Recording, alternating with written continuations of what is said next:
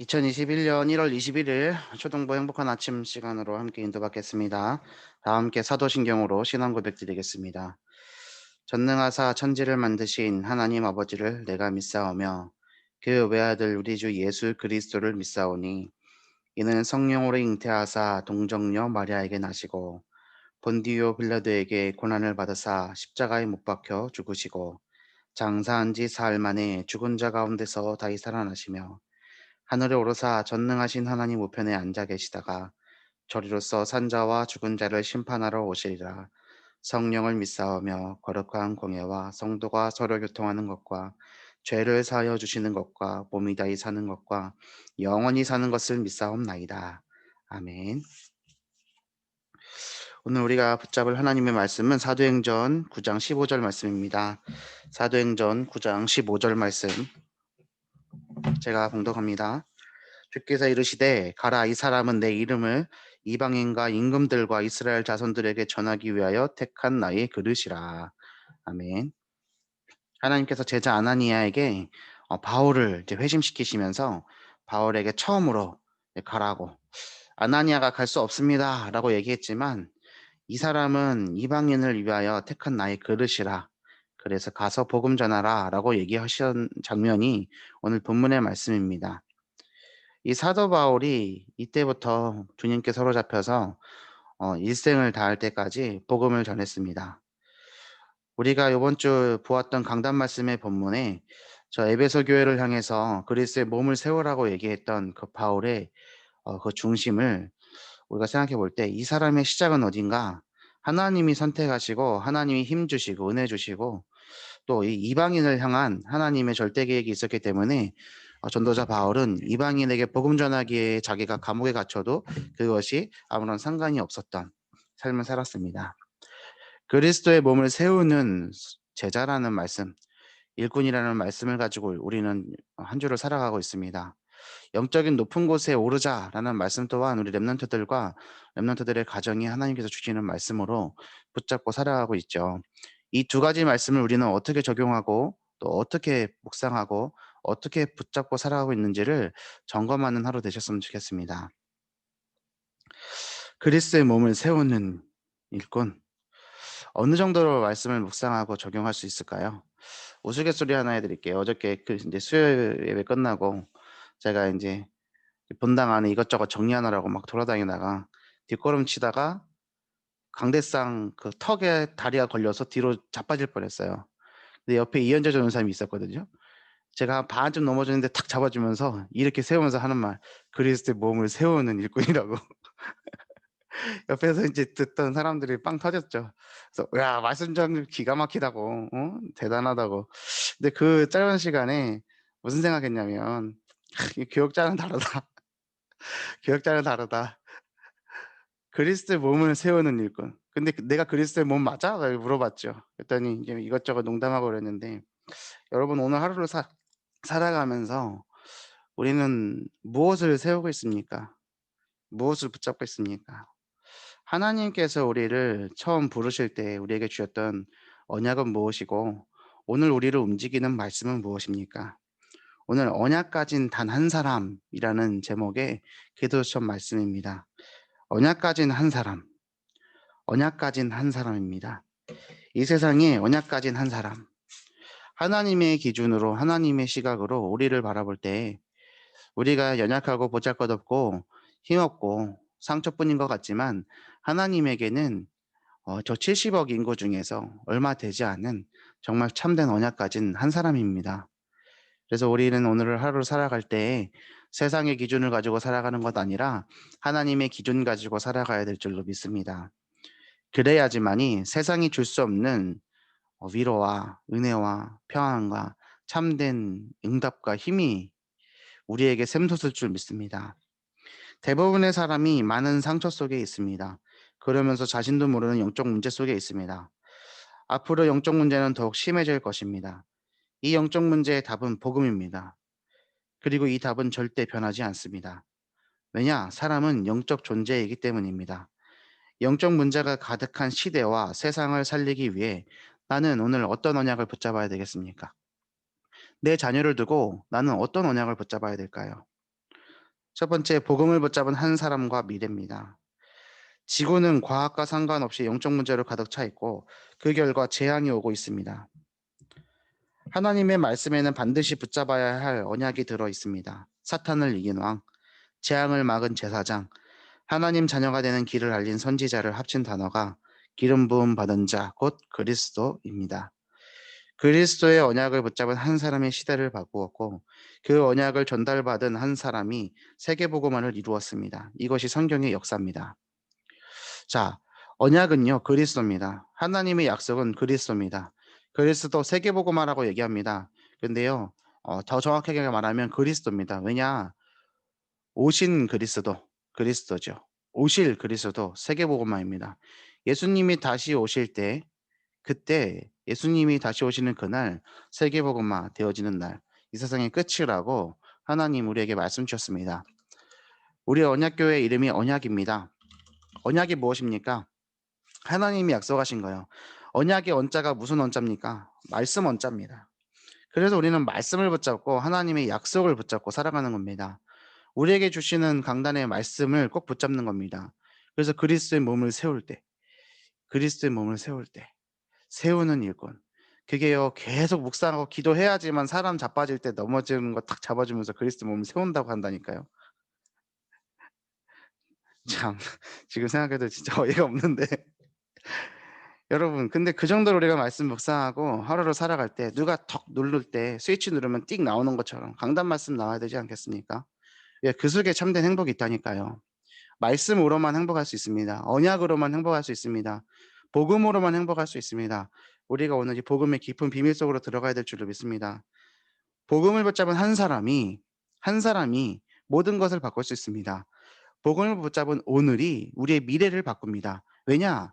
오늘이라는 것은 과거의 총집합의 오늘 내 모습이잖아요.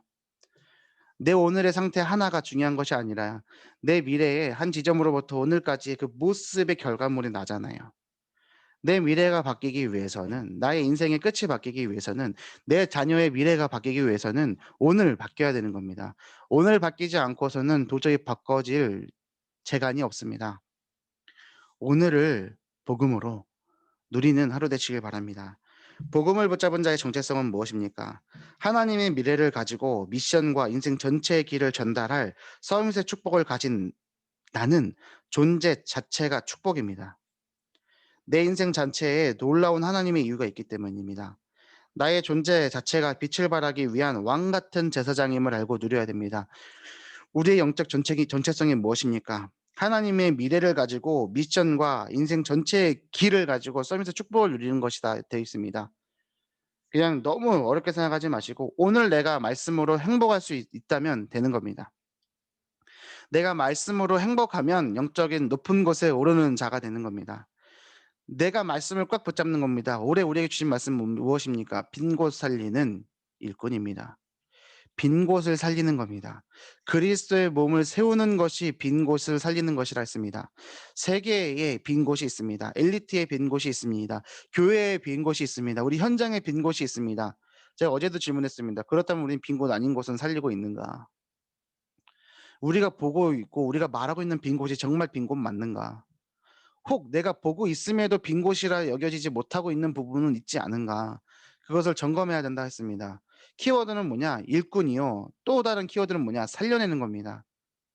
일꾼이 살려내는 겁니다. 누굴 통해서요? 하나님이 누굴 통해서요? 그 일꾼을 통해서요. 우리가 하는 것이 아니라 하나님이 하시는 겁니다. 누구를 통해 하시느냐? 언약 붙잡은 사람 통해서 하십니다. 그래서 오늘 우리가 해야 될 것은 하나님, 이 복음을 붙잡게 하옵소서 기도하는 거지요. 왜 우리는 때때로 복음을 놓칠 수밖에 없는 우리의 함정과 틀과 올무를 가지고 살아갑니다. 당장 우리에게 문제가 다가오면 우리는요, 하나님 붙잡지 않고 뭐라고 하십니까? 이런 거, 엄마야, 엄마야. 쉽게 나오거든요. 저는 엄마야 안 하거든요. 주여. 이렇게 나오지. 뭐 여기 계신 분들 다 그럴 줄 믿습니다. 근데 불신자들 모두들 다 자기가 갖고 있는 거 얘기한다니까요. 근데 진짜로 문제가 생기잖아요. 깝깝해지고 목숨이 다가오잖아요. 그러면 주여 찾습니다. 하나님 찾습니다. 오늘 우리가 영적인 존재임을 깨닫고 참된 복음 붙잡고 시작하는 하루 되시길 바랍니다. 세상 사람들은 모릅니다. 그 답 모르고 길 모르는 사람들에게 우리가 오늘 답을 알려줘야 될 줄로 믿습니다. 복음을 붙잡은 자의 정체성. 나의 존재 자체가 현장을 살리기 위해서 하나님이 세우셨다. 내가 가진 복음은 모든 것 다 살리는 것이다. 붙잡고 승리하는 하루 되시길 바랍니다. 영적 문제의 유일한 답인 복음을 가지고 있으면 복음을 받아야 할 사람이 보입니다. 조용히 불러 답을 주면 됩니다. 영적 문제 가진 자 중에 제자가 숨어 있습니다. 이들과 만날 때 세계복음화와 연결되는 큰 변화가 시작됩니다. 오늘이 반드시 미래와 연결되어 있다는 것을 생각하고 오늘 하나님의 언약을 담는, 왜냐? 놀라운 하나님의 미래가 오늘 속에 있기 때문에 오늘 기도첩의 말씀을 붙잡고 승리하는 하루 되시길 바랍니다. 행복, 행복. 오늘의 키워드는 행복입니다. 언약 가진 한 사람이 오늘을 미래가 담겨 있음을 깨닫고 행복한 비밀 속으로 들어가는 것입니다. 이 언약 속에 오늘 하루를 우리가 말씀 앞으로, 언약 앞으로, 복음 앞으로 우리를 한 발짝 한 발짝 조금씩 바꿔나가는 겁니다. 어제도 제가 질문을 던졌죠. 우리가 무슨 만 갖고 있지 사실은 바뀌지 않고 있는 영적 상태를 그대로 갖고 있는 건 아닌지, 하나님이 우리를 어떻게 생각하시고 평가하실지 그 두렵고 떨림 앞에서 우리는 회개하고 하나님 앞으로 돌이켜야 된다라고 말씀드렸습니다. 말씀을 붙잡고 살아가는 겁니다. 말씀을 붙잡고 그 말씀 안에 있으면 우리는 행복할 수 있습니다. 행복이 뭔가요? 한번 오늘 생각할 것들을 제가 몇 가지를 던져보겠습니다. 질문들을. 행복이 뭡니까? 오늘 내가 한번 생각해 보세요. 내가 행복하다는 상태를 어떻게 표현할 수 있지? 내 자녀가 엄마 행복이 뭐예요? 라고 물어볼 때 우리는 어떻게 대답을 해줄 수 있지? 내가 어떤 기분과 어떤 감정과 어떤 상태에 있을 때 나는 행복이라고 느껴지지? 그리고 그것을 달성하기 위한 필수 조건은 무엇일까? 한번 점검해 보십시오. 많은 사람들이 돈이라고 생각합니다. 왜냐하면 우리는 자본주의 시대를 살아가고 있기 때문이죠. 자본주의가 뭡니까? 자본이 중심이 되는 거죠. 하지만 인류 역사상 자본주의는요, 300년도 채 되지 않았습니다. 우리는 그 시대를 살아가고 있을 뿐인 겁니다. 기억해야 될 부분이죠. 물질이 자본이 주인 되어져 있는 삶을 살아가고 있는 겁니다. 거짓된 거죠. 하나님만 주인 되셔야 됩니다. 행복하기 위해서 필요한 것이 무엇이냐라고 사람들에게 질문을 했답니다. 돈이라 대답한 사람이 40.6%, 건강이라고 생각한 사람이 28.44%, 화목한 가족이다 한 사람이 20.3%, 배우자나 이성 친구라 대답한 사람이 7.54%, 친구다 한 사람이 3.12%랍니다. 합쳐서 100이죠. 돈, 건강, 화목한 가족, 배우자나 이성 친구, 그리고 친구. 이런 것들이 우리를 행복하기 위해서 필요하다라고 사람들이 얘기하고 그렇게 답변합니다. 이 조사 자료는 한 방송 프로그램에서 나온 겁니다. 제가 즐겨보는 것 중에 하나가 있거든요. 나중에 이 자료를 공유하게 되면 공유할 건데, 그런데 저는 이 자료를 보면서 생각한 게 있습니다. 몇 가지 장면들이 생각났어요. 4월 초파일 날 절에 한번 가보신 적 있습니까? 연등이 흐드러지게 걸려 있습니다.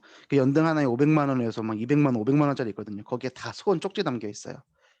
큰 절에 가잖아요. 파주엔 큰 절이 많아요.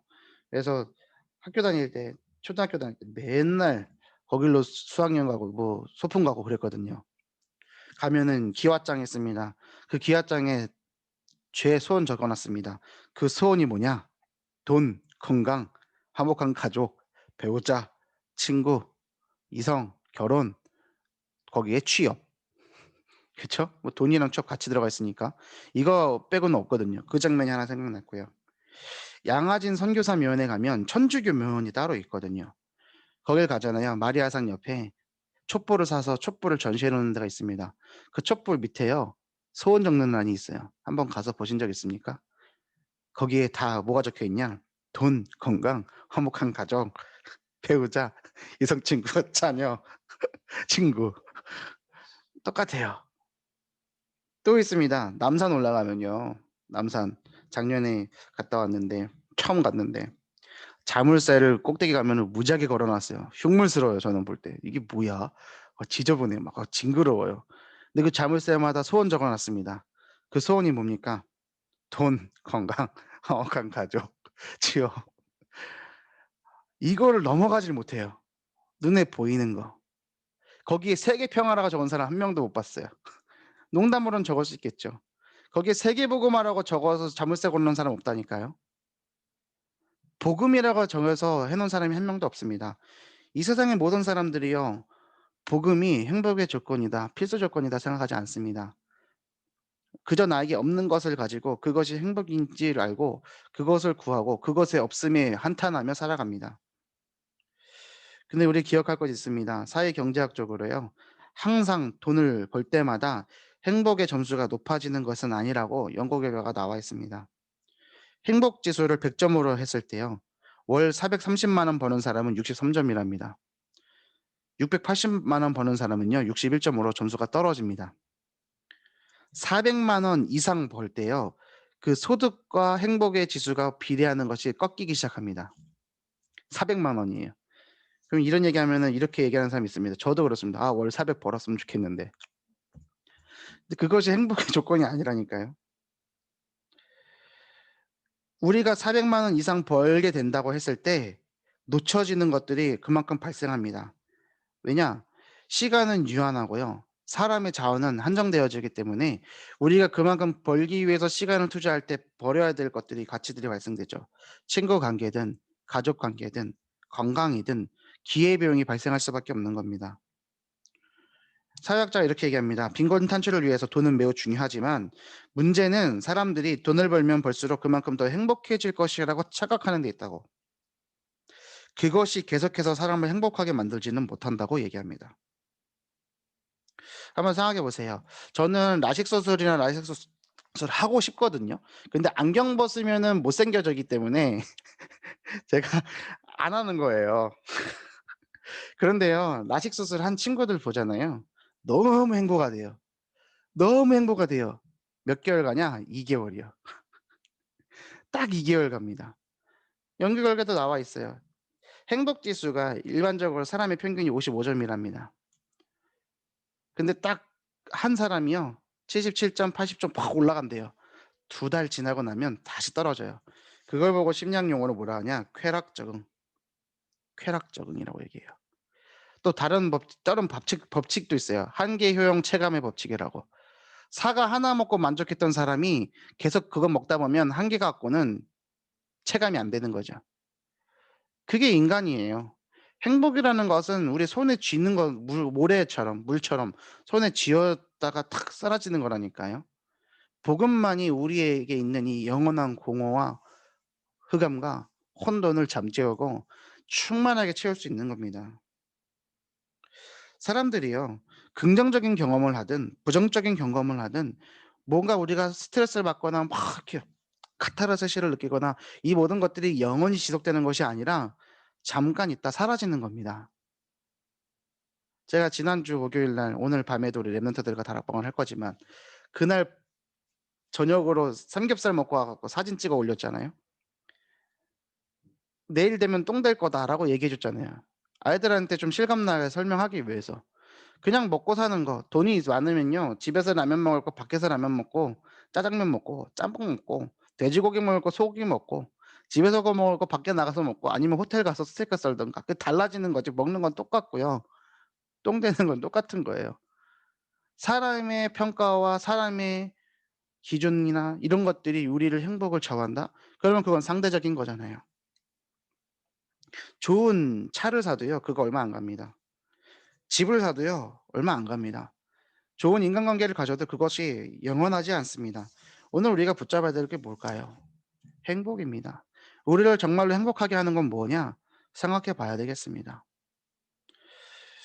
두 가지 또 얘기를 드리겠습니다. 천국의 오류, 비참함의 오류 두 가지가 있습니다. 천국의 오류는 뭐냐? 긍정적인 한 면에만 초점을 두고 전체를 보지 못할 때 천국의 오류라고 얘기합니다. 비참함의 오류는 뭐냐? 부정적인 한 면만을 보고 전체를 보지 못할 때 비참함의 오류라는 단어를 사용하죠. 이런 사람들이 있습니다. 동남아로 여행 갔더니 물가도 싸고 너무 자연이 아름다워서 거기를 아예 이민을 가 버리는 거죠. 근데 동남아 습하고 덥고 온갖 해충이 가득하고 사회의 모든 기반 시설들이 낮아서 아프다고 치면 1시간씩 배 타고 나가야 되고 병원 가려고. 그것도 잘 벗지 못하고 여러 가지들 문제들이 있거든요. 좋은 거 한 면만을 보고 전체를 보지 못하는 우리를 범하기도 하고 나쁜 거 하나를 보고 우리가 전체적인 것을 보지 못하는 우리는 때때로 범할 수밖에 없습니다. 자, 복음은 언약은 절대 기준입니다. 절대 언약입니다. 절대 행복이에요. 상대적인 것이 아닙니다. 세상의 기준이 변해지는 상대적인 것들의 가치가 우리의 절대 기준인 복음을 침범하지 못하고 바꿀 수 없습니다. 오늘 우리가 살아가는 하루는 어제 죽은 한 사람이 그토록 갈망하던 내일이라고 이런 얘기가 있죠. 생사화복의 주관자가 하나님이십니다. 우리의 모든 것을 책임지고 인도하고 또 우리의 생사를 또 우리의 화복을 주관하고 계시는 분은 하나님이십니다. 그러므로 우리는 이 하나님 앞에 무릎 꿇고 기도하며 나가야겠습니다. 오늘 하루 언약을 충분히 누리고 하나님의 말씀을 붙잡으며 승리하는 하루 되시기를 바랍니다. 제가 기도하고 주기도문으로 오늘 모임 마치겠습니다. 살아계신 하나님 아버지 감사합니다. 언약 가진 한 사람, 오늘 주신 말씀 붙잡고 하나님이 우리를 세계복음화의 택한 그릇으로 부르셨음을 붙잡으며 그리스도의 몸을 세우는 일꾼으로 승리하는 하루 될 수 있도록 인도하여 주시옵소서. 세상에 흘러가는 가치를 붙잡고 행복하지 않게 하시고 그 행복이라고 착각하지 않게 하시고 또 손에 쥐어지지도 않는 행복 가지고 살아가는 그 사람들에게 참된 행복의 조건인 그리스도의 복음을 전달하는 그리스도의 증인으로 복음의 일꾼으로 우리를 사용하여 주시옵소서. 복음 붙잡고 오늘 하루 승리하며 최고로 행복한 날 될 수 있도록 인도하여 주시옵소서. 감사를 드리며 우리를 구원하신 예수 그리스도 이름으로 기도 올리옵나이다. 아멘. 하늘에 계신 우리 아버지여 이름이 거룩히 여김을 받으시오며 나라의 마옵시며 뜻이 하늘에서 이룬 것 같이 땅에서도 이루어지이다.